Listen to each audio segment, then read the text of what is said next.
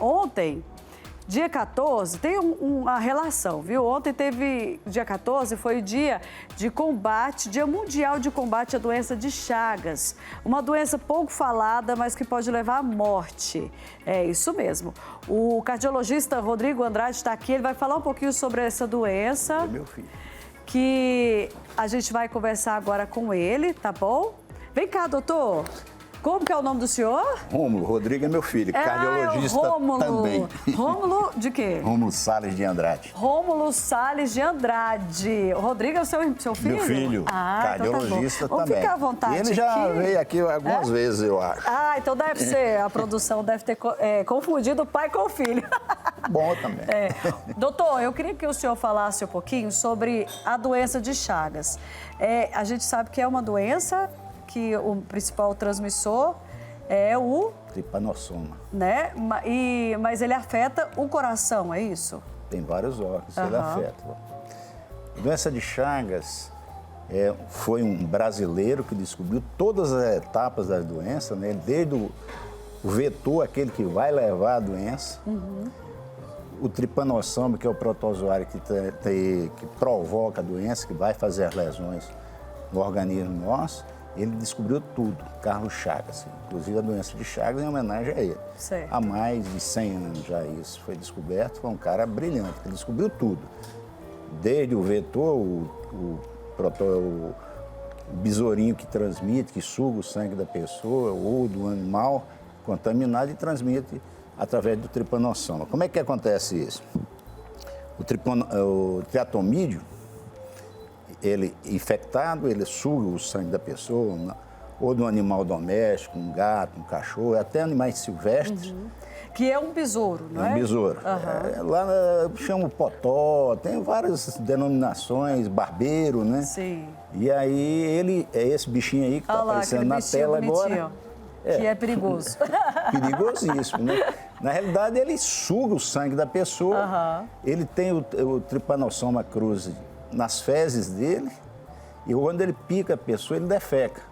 E aí, através da pele, a pessoa às vezes coça, alguma coisa assim, o tripanossoma entra no organismo da pessoa e vai destruindo as fibras musculares, os complexos nervosos, no coração, o sistema de condução do coração, e aí várias doenças. E doutor, essa doença, ela é comum no Brasil? Antigamente mais, né? Porque condições de higiene, hoje já se protege mais, mata o barbeiro, as casas estão mais organizadas. Antigamente estava lá no ninho, lá no galinheiro, estava na casa mesmo. Eu tive paciente que me contou a história seguinte, que achava bonitinho o barbeiro picar. Meu Deus! Ele ficar encostado na fresta da casinha de taipa dele ou de coisa. E aí o barbeiro viu, que chamava de bicudo, ele vinha, pegava ele, queimava com a lamparina para ele ficar lá e deixava ele picar. E aí ele inoculava a doença nele e as complicações, primeiro tem a parte aguda da doença, que às vezes tem a inoculação pela conjuntiva, lesões agudas, aí dá febre, dá uma série de coisas. Depois você passa para a fase crônica, intermediária. Às vezes você tem a doença de Chagas e nunca se manifestou nada no organismo. E, posteriormente, não tem um tempo assim para dizer assim, há tanto tempo a doença, trato digestivo, e você vê muitas vezes pessoa que tem dilatação do esôfago ou dilatação do intestino grosso, a gente chama megaesôfago, megacolo, que aí é tratamento cirúrgico, a pessoa começa a ter entalo, disfagia, começa a alimentar, engasgar, não consegue deglutir, ou então não consegue defecar, fica com aqueles fecalômetros, prende o intestino. E aí tem que fazer cirurgia, fazer vários tratamentos. E o coração, que é a minha parte aqui, que dá vários problemas. Primeiro, o coração crescer, o coração é uma bomba, né? Está bombeando o sangue circular no seu organismo. Se você retém, o coração perde aquela capacidade de contração, de bombear o sangue, você fica retendo esse líquido no organismo, né? E incha, dá insuficiência cardíaca, congestão pulmonar, uma série de fatores. E o sistema de condução do coração, bloqueio atos ventriculares, bloqueio totais, às vezes você tem que colocar o dispositivo cardíaco, uma marca-passo e algumas coisas desse sentido. Essa doença de Chagas, ela tem cura? Na fase aguda, eles usaram alguns medicamentos, inclusive um dos grandes pesquisadores, e aqui de Goiás, o doutor Anísio Rassi, né, foi um dos caras que mundialmente fizeram pesquisa de Chagas nas escolas clínicas, faziam muito tratamento disso, mas os efeitos colaterais são muito grandes, né, e então as pessoas às vezes não conseguiam utilizar o tratamento para acabar com o protozoário no organismo. Entendi.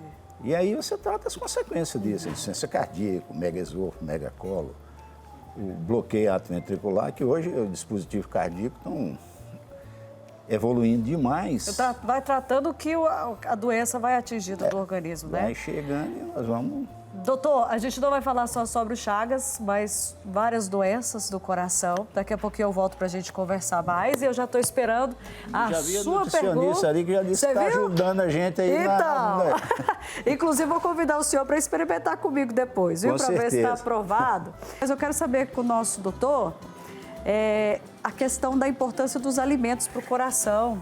Doutor, pode falar a verdade, aquele tipo de alimento ali é bom realmente para o coração? Com certeza, deve ser um alimento bem saudável, né? Nós comemos muito... A alimentação tem que ser equilibrada, né? Todos os componentes, proteínas, carboidratos, tudo bem equilibrado. Agora, infelizmente, as pessoas às vezes exageram nos alimentos e aí criam algumas patologias que são oriundas da hipertensão, muito ligada ao sal. Hoje os alimentos industrializados são muito ricos em sal para conservação dos alimentos, e nós ainda vamos lá e colocamos mais sal na comida, às vezes na hora da mesa vamos colocar... Vai lá e coloca mais um pouquinho. E aí as gorduras também vão dos maiores entupindo as vilões, coronárias. então, do coração é o sal, doutor? Sal, gordura, né? Gordura. Qual tipo de gordura? Vamos falar do tipo da gordura. As gorduras mais Porque tem gente que fala, né? assim, ó, aquela gordura da carne não faz mal. A carinha dele, gente. Faz de novo, doutor. Aquela gordura... Faz mal, doutor? Tudo que é gordura saturada, você fala assim, não, você vai fritar, ela já satura, né? Aí você fala, não, eu coloco... Antigamente era banha de porco, hoje a turma fala, olha, a banha de porco não faz tanto mal. Tem muita coisa que... Agora, uma coisa que eu falo para meus pacientes, você vai comer, não come com culpa, não. Esse alimento vai fazer mal, vai fazer mesmo. Não é?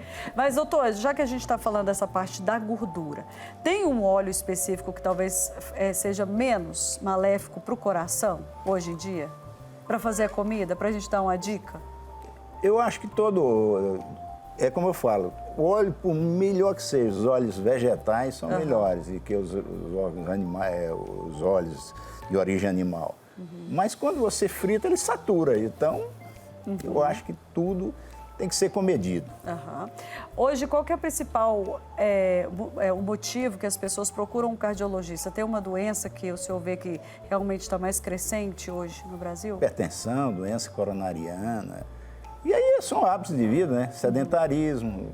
Antigamente, na minha época, você levantava para mudar o canal da televisão. Nem precisa mais, né? Você entra, chega estaciona o carro na garagem, pega o elevador, sobe no elevador, abre a sua porta, a televisão, tudo é controle remoto, você não... Olha lá, tem televisão aí que só fala, liga, desliga. Também tem isso, eu ainda cheguei.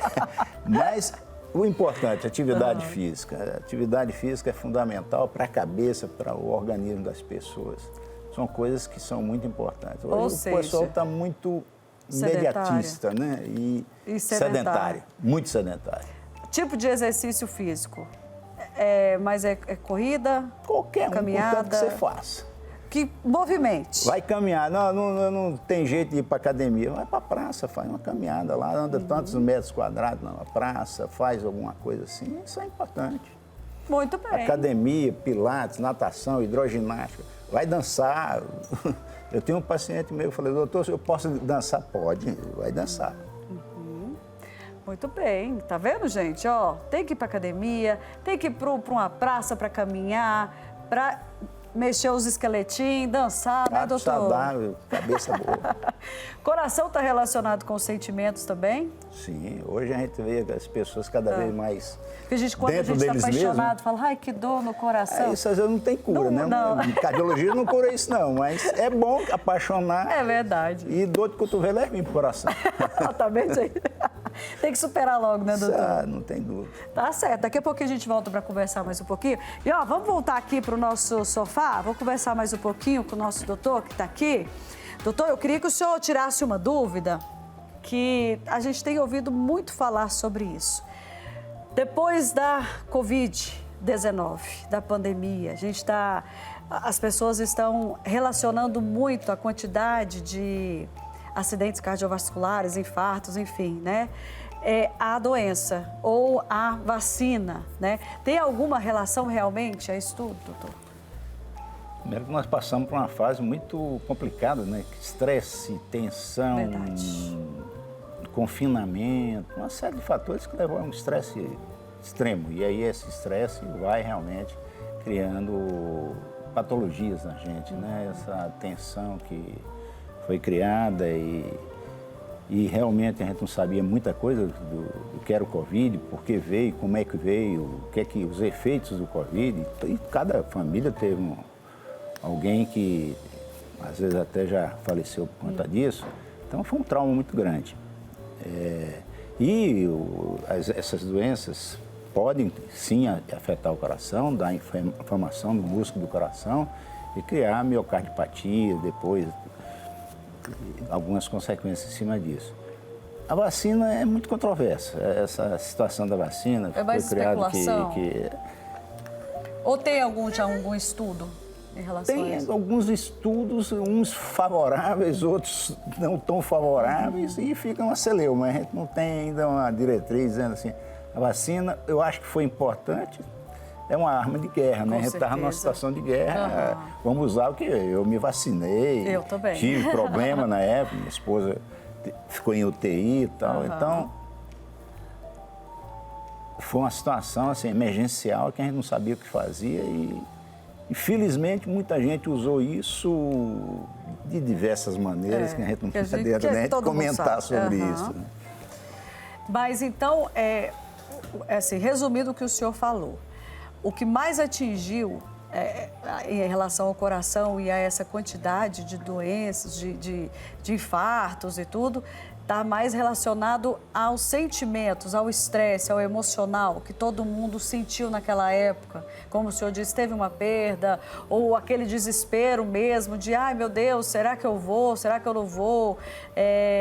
O confinamento que deixou muita gente depressiva. Então, está mais a questão relacionada ao eu emocional. Acho que sim, eu acho que não só isso. Teve realmente as consequências da doença, as infecções, alguma coisa assim que atinge e diminui, deprime o organismo da pessoa imunologicamente. Então, houve as consequências em cima disso. Mas eu acho que o grande fator foi o estresse, a tensão. Até hoje tem gente traumatizada com isso. Verdade. Tem gente que chega, não sai sem máscara, que foi eficaz, não foi, também não sei. Essa máscara era necessária? Não se sabe. Deixa Todo mundo interrogar. fez, mas não sabe, né? Doutor, eu queria que o senhor deixasse um recado para quem está assistindo agora. Como cuidar do coração? A gente tem que falar do coração, a gente já falou mais ou menos o seguinte, a pessoa tem que estar bem consigo mesmo para estar bem com o seu coração. Primeira coisa, a gente vive numa era das pessoas querendo acumular coisas materiais, um monte de coisas e às vezes descuida de si mesmo, daquilo que era mais essencial nas pessoas. Hoje a gente vive no mundo da eletrônica que as pessoas às vezes nem conversam. Só no telefone. Manda recado. Então, é a coisa antigamente, na minha época de criança ainda, eu via o pessoal botar uma cadeirinha na porta e ficar conversando com os vizinhos. Hoje a gente não conhece nem o vizinho do lado. É verdade. Então, isso aí eu acho que está desumanizando as pessoas e aí as pessoas se afastando. Hoje eu vejo no meu consultório, às vezes, aquela senhora que chega lá, vai com a filha achando que aquilo, ou o filho, sei lá, que é um encargo aquilo, tem que levar. E às vezes acaba a minha consulta falando assim, eu vou te dar uma coisa que me dá um abraço. Não, quebra um gelo, eu estou, graças a Deus e tal. Então, essa coisa, esse elo que a gente tem que voltar, família e espiritualidade. Eu acho que independente de qual religião que a pessoa tem que ter. Recuperar a nossa essência, né? O Sim, que Jesus nos ensinou, né? exatamente. Amar o próximo, estar próximo um do outro, valorizar a família, os momentos que são importantes, né, doutor? Eu acho que hoje o coração sofre por causa disso. Tá vendo, a distância. Gente? Isso é o médico que está falando, tá bom? Que cuida de pessoas que chegam ali com alguns sintomas que talvez o doutor já sabe o que é, né, doutor? Você está conversando, você está se exercitando, tem alguém ali para você conversar, que às vezes é preciso, né, doutor? E o próprio, na área nossa médica, às vezes a pessoa vem ali querendo não só o medicamento, ela quer uma atenção. E a gente, às vezes, os profissionais, às vezes, não dão isso. Eu brinco com meus residentes, com meus alunos, consulta é igual a quebra-cabeça, vai montando as pecinhas até chegar no denominador final. Verdade. Às vezes a pessoa chega lá no meu consultório e diz assim, doutor, vim mostrar uns exames pro senhor. Eu falei, mas peraí, você não quer ver meus exames? Eu falei, não quero, mas vamos conversar primeiro. E realmente, a gente precisa disso. E parabéns, doutor, por essa postura, viu? Isso é muito bom, é importante. Eu acho que a medicina tem que ser humanizada. Humanizada.